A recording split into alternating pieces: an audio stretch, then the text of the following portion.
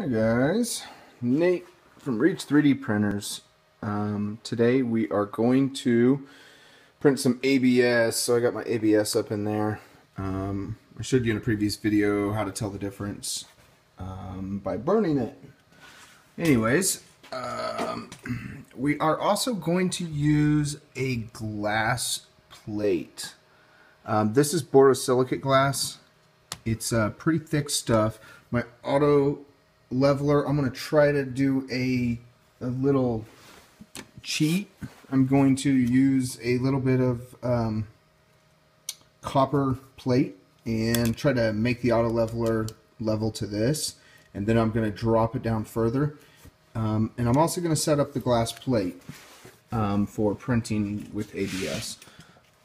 At the moment, the nozzle is hot because I just was switching out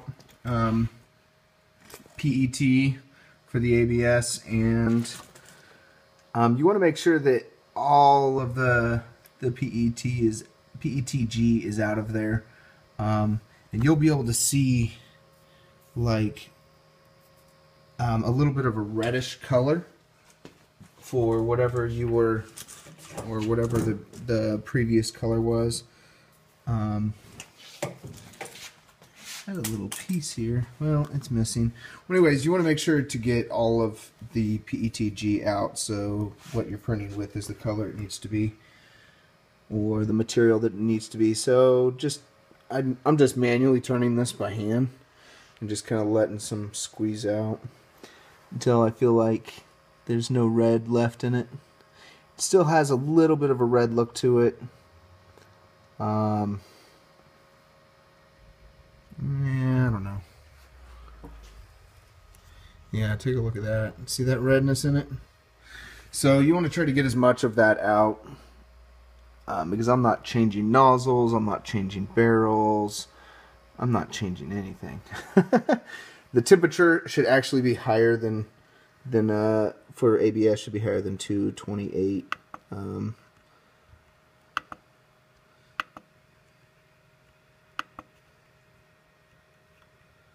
It should be closer to like 245. So maybe that'll help. You still, but if you even running slow, you should be able to get a majority of that red out of there. That's looking a lot better. Yeah, looks a lot better up top. So it could take a little bit.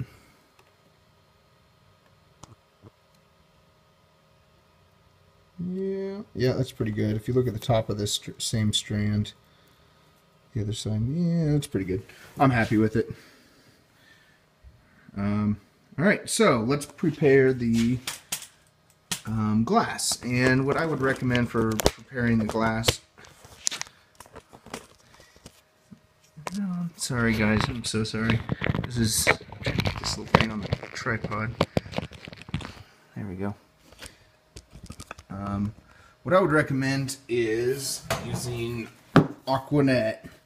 The purple old school stuff, it's like, what, $2 a can or something like that.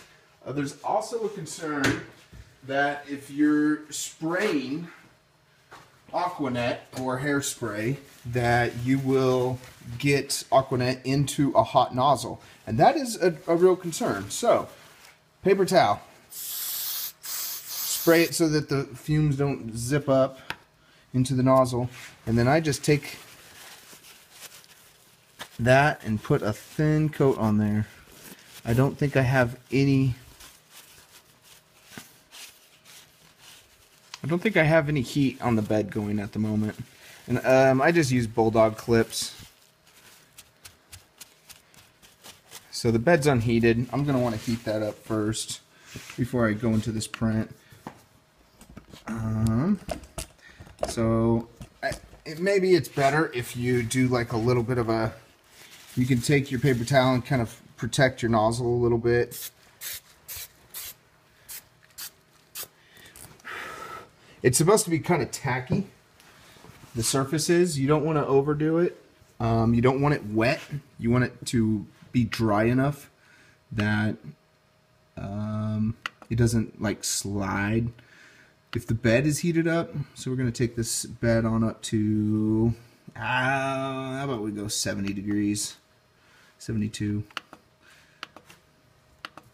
We'll just raise it up a little bit.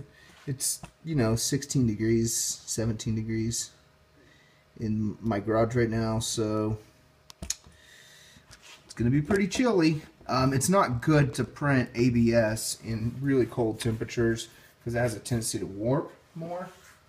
I just did a PETG video, and in the colder temperatures, it's okay. It's actually kind of helpful to some extent with stringing, because PETG has a tendency to string a bit. So we sprayed this down. You can kind of feel a random spot, and that still feels kind of wet with hairspray. My idea for getting the auto leveling to work, it's going to be kind of a little bit of a trick, but I think it's going to work. Basically, I'm just going to chase this thing around as it goes in levels. Now, it levels at 50-50, and then 50-150, and then it goes to 150-150, and then, what is that? 50-150? I don't know, 150-50. Either way, it's like 50 away from the edges in all directions, and 50 out from 100, 100, 100. Something around there. Those can be changed in the firmware. It was just a number that I chose that would be kind of simple to identify. With blue tape, it's going to occur like on the first and last separation of the tape. It's starting to feel about right. This is a little wet over here. Let's do a little more. I've had people tell me that you can print on hairspray and glass without any heated bed, and you can print ABS that way if you have a thick enough layer of hairspray. So I think I've mentioned this. I'm semi-impatient. I like to get stuff going, so I don't want to wait more than the time it takes to heat up the bed. We are 40 degrees on the surface. It probably would be a good idea to tack this side down because I have the glass kind of hanging over. This is Borosilicate. You can buy a sheet of 200 by 200 for like 20 bucks, something like that.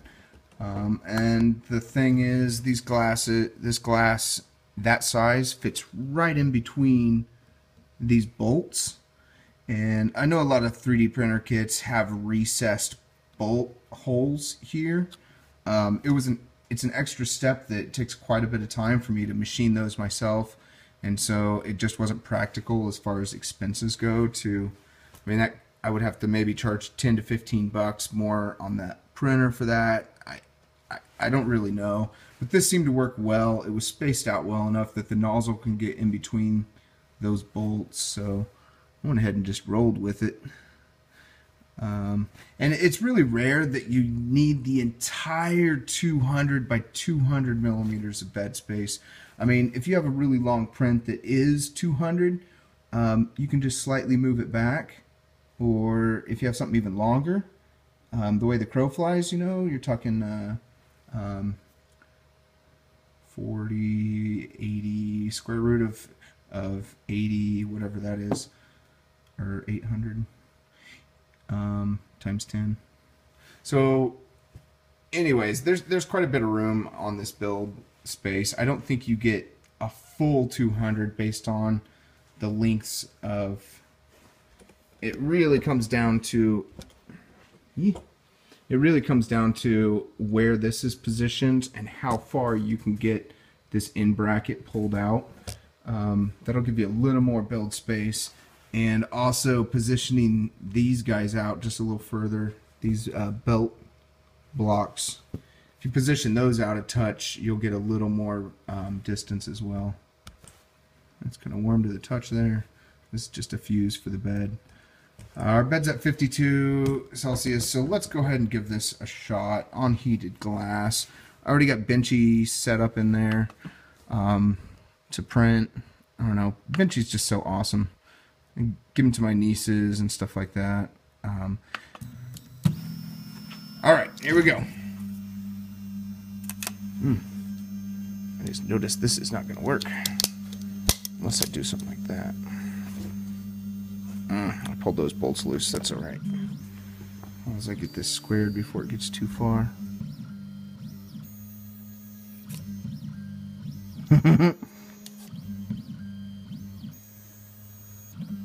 Okay. That was interesting.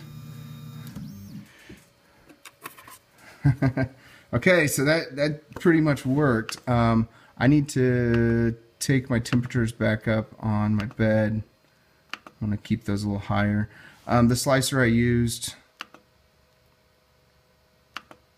I had those set differently. I also want to slow down my print speed.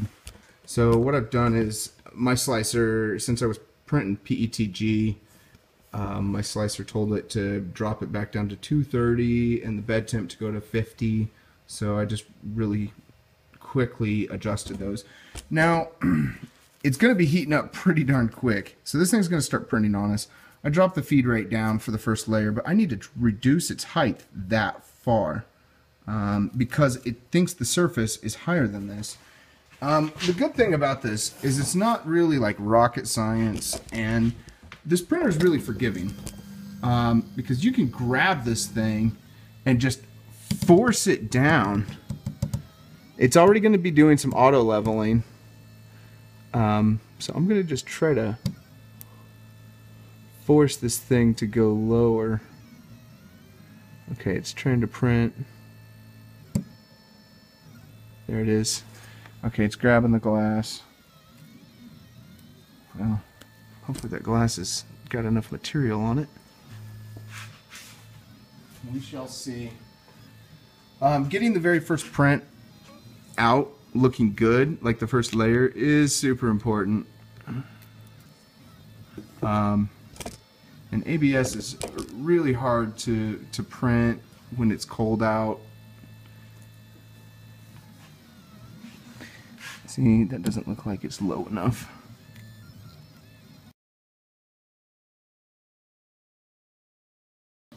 I'm printing benchy again. I just like benchy. My nieces and nephews, they always want a cool print, and it's something cool that's really fast to print. Usually only takes around an hour or so, depending on the detail. So what I have here is a piece of Borosilicate. It's about 20 bucks for a 200 by 200 sheet, and I'm really smushing. I don't know if you can notice. I'm really smushing this stuff down there. There's also hairspray on the surface. You can see these little dots. I coated this thing like 6 or 7 times with hairspray. And I'm just really smashing it on there. I want to get as much adhesion as possible, and I think the bed should probably be a little higher in temperature. I'm going to turn it up to 90 degrees. The nozzle right now is at 250. 250 is good for just extruding ABS, but I think the bed temp needs to be a touch higher. I just gave it a shot a minute or two ago, and it started peeling up. So hopefully this print turns out better. If you're watching this video, it's because it did turn out better. I don't typically print in ABS, so we shall see. Now, since I'm smushing it down so much, if you notice my fingers over here, I'm gonna, when it lifts to the next layer, I'm gonna give it an extra little click. And about right now, there it goes. felt it turn. So I gave it just one little click. And the secret is making sure that the layers are smushing, but they're not. Turn up the nozzle temp a little bit more as well. 255. The secret is that that it's not smushing, but it is smushing. It's like finding that happy medium. I'm also printing extremely slow. I mean, this is as slow as it goes. I'm probably printing at like 12 to 15 millimeters a second. Super slow. And there's a little bit of PETG still on the nozzle. I keep getting tiny little red fibers, but they shouldn't affect it. There are very few of them. And it's important to watch the first and second layers print, you know, just to make sure everything is looking really good. I was able to do some auto leveling. It is running the auto leveling. I used a piece of from the mill that we did, you know, where I carved in these traces. I slid it onto the glass, and you could see that probe just pushed it away. But I slid it onto the glass and zeroed out to this, and then it came up and started heating up. So I slid this off, and then I dropped the nozzle down until it was just at the right surface. So it was kind of like manually setting the height, but it actually auto-leveled to the surface of the glass. So if the glass was tilted, it would take that into account, even with the PCB board on there. So it was super easy to do, and I'm printing on glass, and it's heated. I don't know the actual temperature of that glass. It's 16 degrees Celsius, so that's like 58 degrees in my shop. So it's pretty chilly, and the colder the ambient temperature is, the harder it is to print ABS.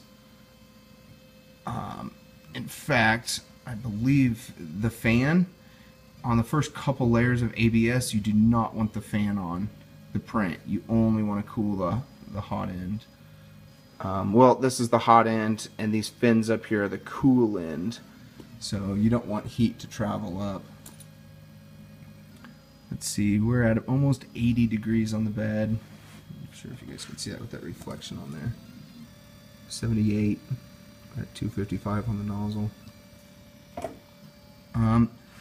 So after about 4 or 5 layers, I think I'm only at 3. After 4 or 5 layers, we're going to know if this thing's going to stick or not. It'll start peeling up. This is where the fail point was on the PETG. It was in the back. So if that hangs on there, I think we're going to be good. Another thing that people do is they extend the brim. Now a brim is a layer around the print. Let's see if I can get up close enough. There's like a thin little line that hangs out, so you can see that shadow, and then it extends outward, and that's just like a couple rounds of material to try to give a better footing. If there's more material touching the glass, the theory is there's greater suction. It has a more difficult time lifting off.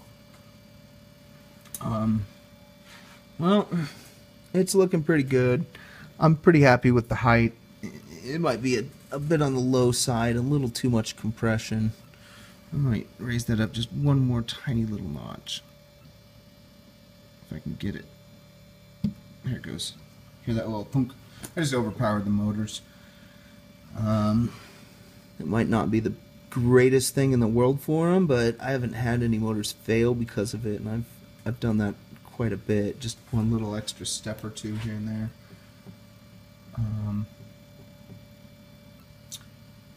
I think what's going to fail on a motor is going to be the bearing, and typically something like that shouldn't cause it to fail a whole lot sooner than it naturally would. Well, I'm gonna go ahead and go into a time lapse. I'm sure you guys don't want to try to get this. I'm gonna try to get the screen in there because you can actually watch the time, and I'm gonna adjust the feed rate as well so it will print a little faster. I need to go up higher. Sorry, guys. All right, here we are. I'm gonna go ahead and crank up the feed rate, and then I'm gonna go into a time lapse. 68. I don't like to go crazy fast. This is like 40 millimeters a second, so we'll see how it does. It's looking okay at the moment, but it's hard to say until it gets a little higher. All right, see you guys on the other side.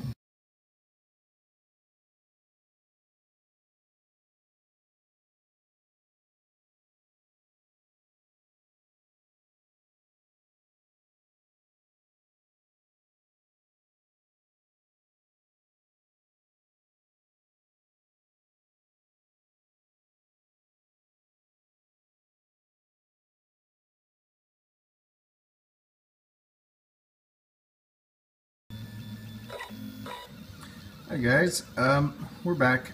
I just noticed the print is getting out of screen.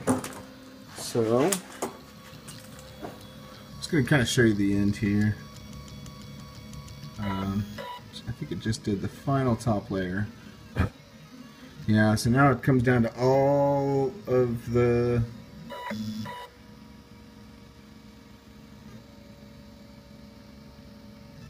It's slowing down because of the time it takes per layer. But it was moving a lot faster up until a few seconds ago. So anyways, it's finishing up the very top layer. This is ABS. Take a look at that. Holy crap. That thing has really lifted off there. Almost half of the print came up. But you see the strings? That's like the hairspray, dried hairspray, trying to hold on for its life. The print itself is looking pretty good. You can see two distinct layers here and here. That must be in the slicer. Cura, as a slicing engine, it does pretty good, but you know, the better the program, the better the end results. So, you know, it's, Cura and Repetier Host, they're free programs, and I mean you can get quite good results out of most semi-forgivable materials.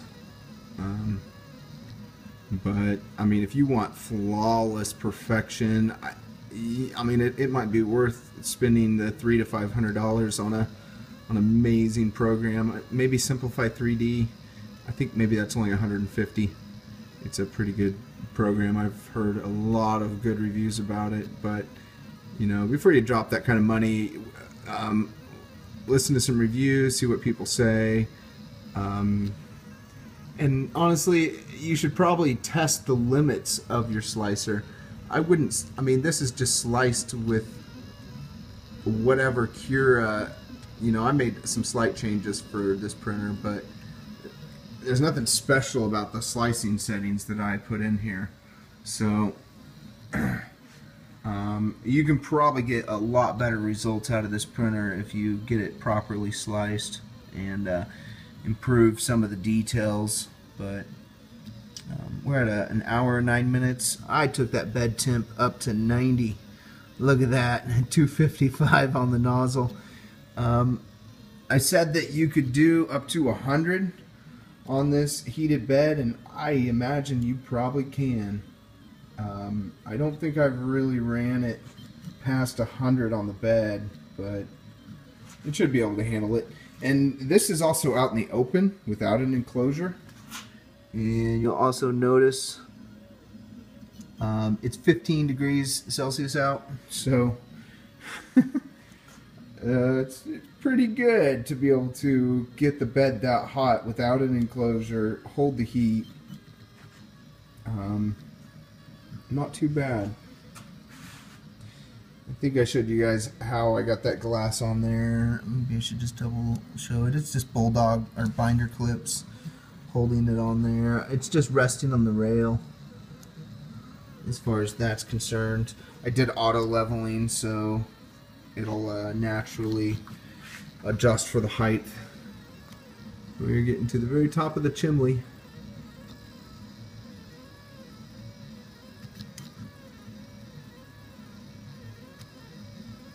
And the overhangs look pretty decent. Look at the tiny little holes up front. It's a pretty decent. The front of the boat itself, pretty good. Not too bad. Not too bad.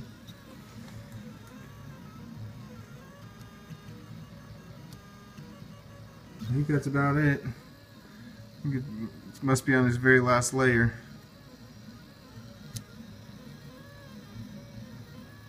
Come on. Finish. One thing to note, I think what it was curling up from, and one thing you may want to adjust is notice the fan is running sideways instead of kind of at a downward angle. That is something cool about this design is you can tilt the fan to hit more of the print.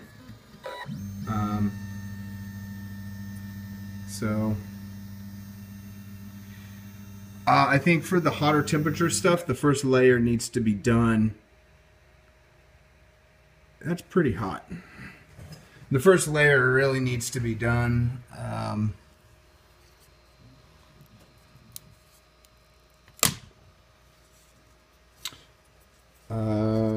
Needs to be done without a fan blowing on it. Sorry, I got other stuff I'm thinking about too. So that's it. Yeah, I really squished this down from the beginning. I think you guys could see how compressed the first two layers were. I just wanted to get the best possible bond on this glass plate as possible. And I used several layers of hairspray. I mean, I really coated that hairspray on thick. You can see the focused area like right here. Important note, do not get hairspray on a hot nozzle. I've heard people say some pretty, it's pretty travesty.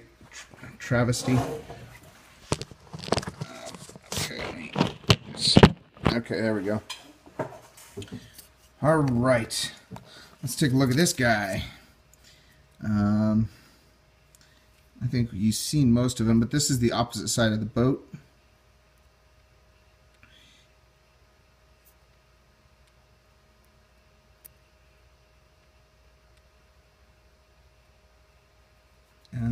That overhang up here looks really good again. This was printed at like 40. Yeah, I think 40 millimeters a second, or really close to that. Came up pretty good. It looks like there's something there. There's also some issues on this vertical column.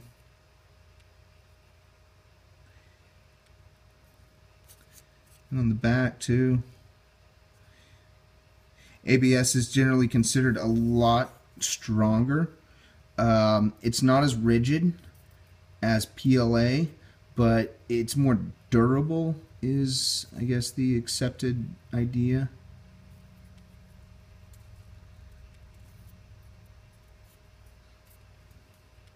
So anyhow,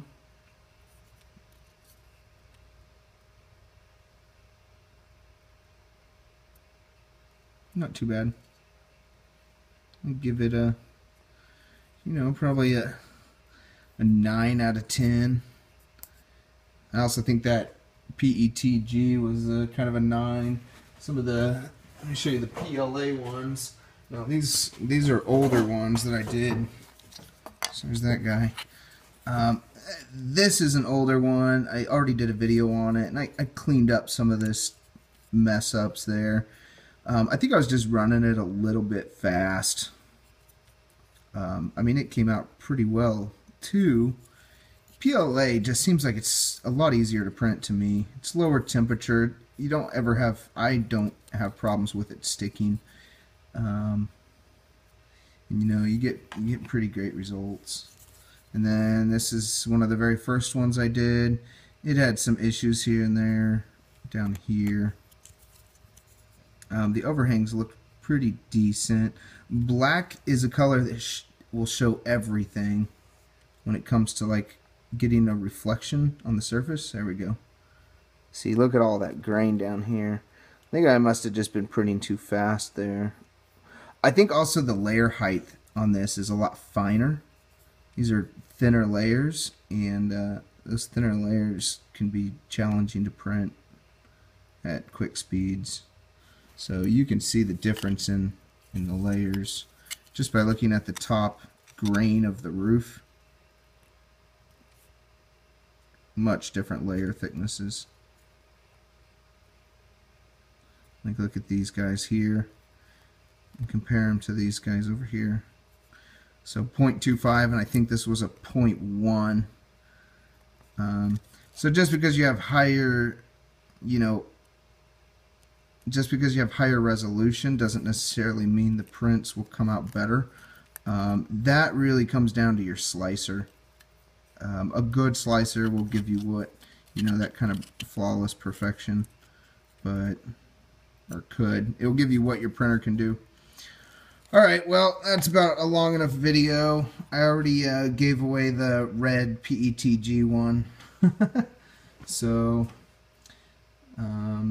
there's my fleet of benchies. I think the rest of them will probably disappear to nieces.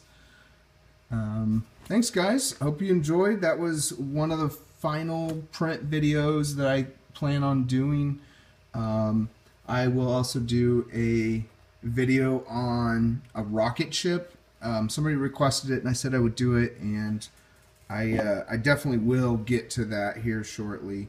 I also have to do the Repetier host program walkthrough to show Repetier host and the slicer settings, all that stuff. So definitely a cool bonus is we are printing on glass, so glass is doable, guys. It's this printer isn't, you know, subjugated to only a metal surface or tape. It's adjustable, and 200 by 200 millimeter glass is super easy to find on eBay or whatever. Borosilicate, like 20 bucks. There you have it, guys, and we will see you on the other side.